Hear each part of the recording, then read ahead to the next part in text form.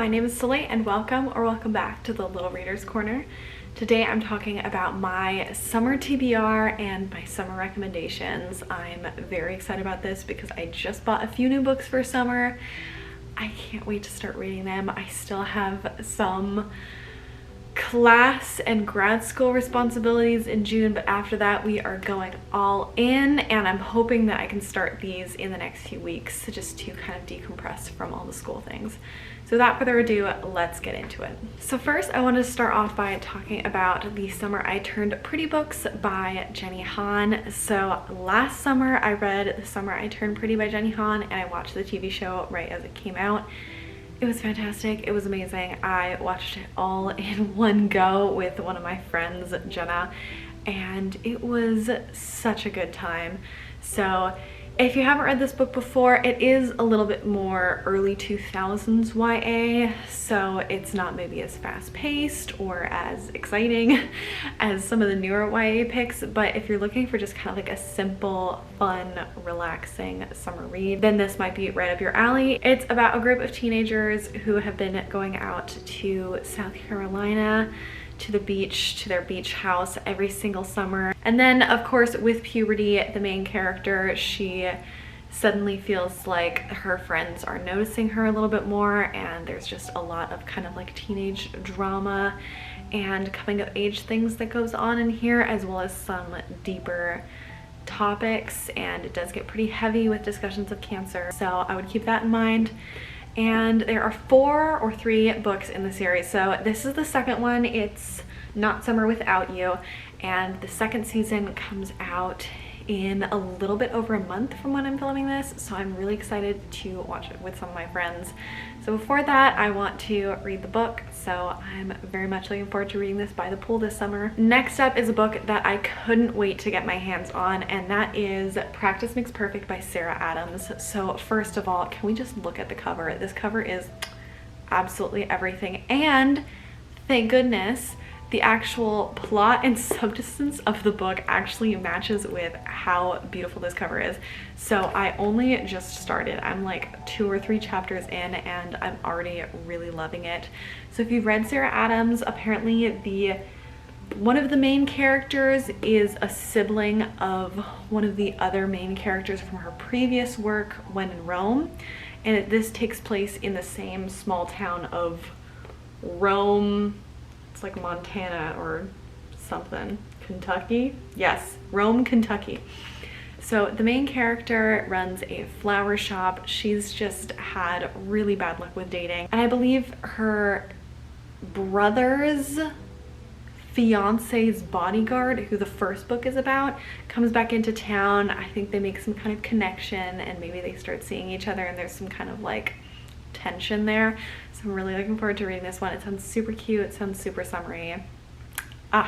Next up, I cannot wait to read this one. And I'm saying that about literally all of these, but this one especially, I'm just so excited. So this is Threads That Bind Us by Kika Hatsopolo, and I will be buddy reading this with my friend Lexi from Alexander Roseland. We are both very excited for this book. This is a mythological retelling about the descendants of the 3 fates from Greek mythology, and it's all about one who weaves, one who draws, and one who cuts the thread. So these sisters all have these kind of fate-born abilities, but then one of them stumbles across someone messing with life threads, and the wraiths have been set loose, and there's some kind of mob queen, and it basically turns into this big investigation to see who's been messing with the fates' work and who is cutting these life threads. So very much kind of Greek mythology retelling, and I cannot wait to buddy read this. It looks so good, and the cover is just absolutely gorgeous. I almost forgot, I have one more book on my summer TBR that I am still waiting to get a copy of.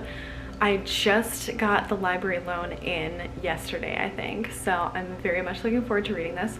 But this is Fake Dates and Mooncakes by Shirley. So this has similar vibes to Heartstopper, but with some fake dating sprinkled in. This is about an aspiring chef who starts fake dating one of his customers in order to try to win the Mid-Autumn Festival's mooncake making competition for teen chefs. This is all in memory of his mom, and he's trying to bring some much needed publicity to his aunt's struggling Chinese takeout business in Brooklyn. Dylan's fake date convinces him to go to a family wedding in the Hamptons, and Dylan is thrown into Theo's world of glittering pop glam and absolutely wild rich drama. So will Dylan be able to save his family business as well as follow his heart?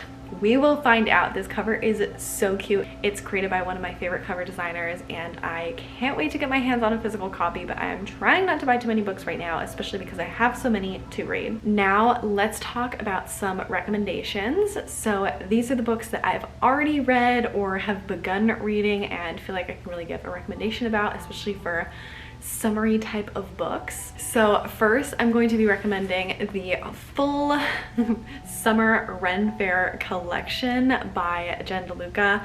So I first read Well Met, which is her first Summer Ren Fair book. I think it was her debut novel, which is all about a Renaissance fair that happens in the summer, and the main character, she's not really a Ren Fair person, but I think her sister in her like local small town is really into the Ren Fair, and then the main character Emily gets looped into it and she has to start participating in it, and she is really reluctant. This is completely not her thing, but then she completely falls in love with it and also has a beautiful romance along the way.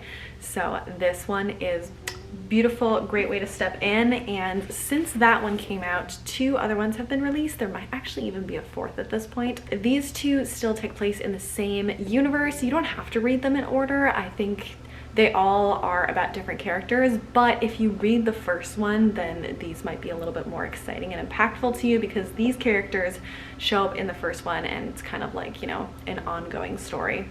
So they can be read separately, but these are basically similar type of books. It's all about this summer Renaissance fair. It's like the local tradition to do it every summer. Everyone gets involved, and it's 2 different romances that happen between other couples in the Renaissance fair. And I still need to read both of these because I started this one, but if you want to read this one, do not read the back summary because the back summary completely gives the entire plot away, which really bummed me out. So I read the back summary, realized, oh no, I think this tells me the entire plot of the book. Started reading it, realized, yes, it definitely does, and then I felt really bummed out, so then I decided to put it down until I forgot what the back summary said. And guess what? I did. I put this down like a year and a half or 2 years ago, and now I can't remember what the back summary said at all, and I'm not going to read it. So now I feel like this summer I can actually pick it up and keep reading it. And I've decided based off of that experience that I am not going to read the back summary of this one.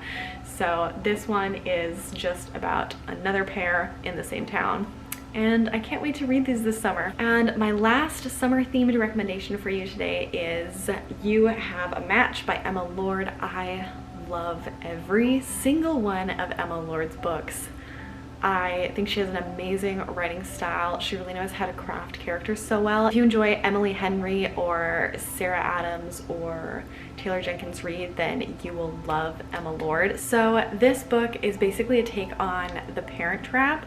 So if you love The Parent Trap, this is definitely up your alley. It's about Abby, who with her friend takes a DNA test. She does it more to kind of help her friend, who she also has a crush on, but she never expects that this DNA test is going to tell her that she actually has a younger sister that she never knew about. And after reaching out to this younger sister, they both realize that there's something going on in their family that they both weren't aware about, and they kind of want to learn more. So the 2 of them decide that they're going to both sign up for the same summer camp so they can get to know each other, kind of spend some time with each other and try to figure out what's going on with this family mystery.